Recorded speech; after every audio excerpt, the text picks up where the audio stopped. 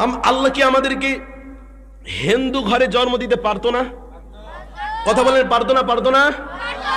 আমার মা অমুসলিম হতে পারতো, আমার বাবা অমুসলিম হতে পারতো, আমার সমাজটা অমুসলিম হতে পারতো।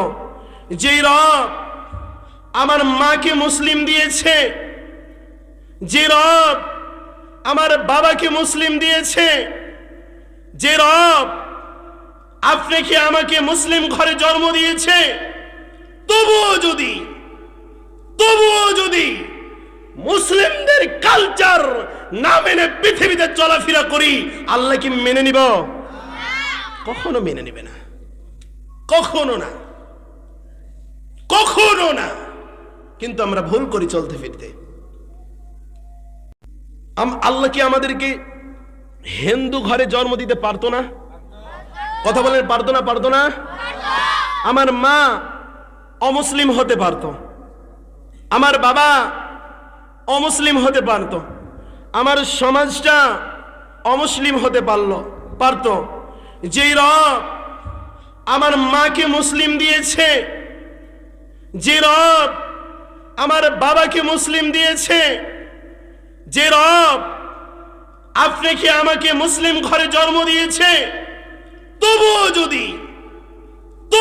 যদি মুসলিমদের কালচার না মেনে পৃথিবীতে চলাফেরা করি, আল্লাহ কি মেনে নিব?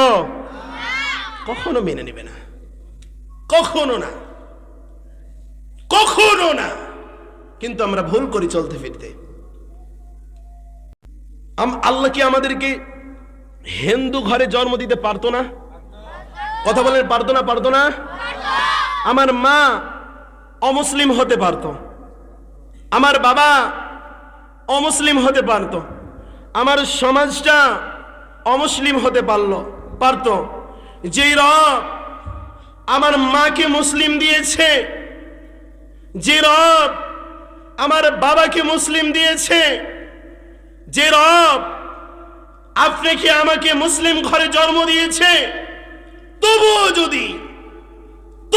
যদি মুসলিমদের কালচার না মেনে পৃথিবীতে চলাফেরা করি, আল্লাহ কি মেনে নিব? কখনো মেনে নিবে না, কখনো না। কিন্তু আমরা ভুল করি চলতে ফিরতে। আল্লাহ কি আমাদেরকে হিন্দু ঘরে জন্ম দিতে পারতো না? কথা বলেন, পারতো না? আমার মা অমুসলিম হতে পারতো, আমার বাবা অমুসলিম হতে পারতো, আমার সমাজটা অমুসলিম হতে পারতো। যেই রব আমার মাকে মুসলিম দিয়েছে, যে রব আমার বাবাকে মুসলিম দিয়েছে, যে রব আপনাকে আমাকে মুসলিম ঘরে জন্ম দিয়েছে, তবুও যদি মুসলিমদের কালচার না মেনে পৃথিবীতে চলাফেরা করি, আল্লাহ কি মেনে নিব? কখনো মেনে নিবে না, কখনো না। কিন্তু আমরা ভুল করি চলতে ফিরতে।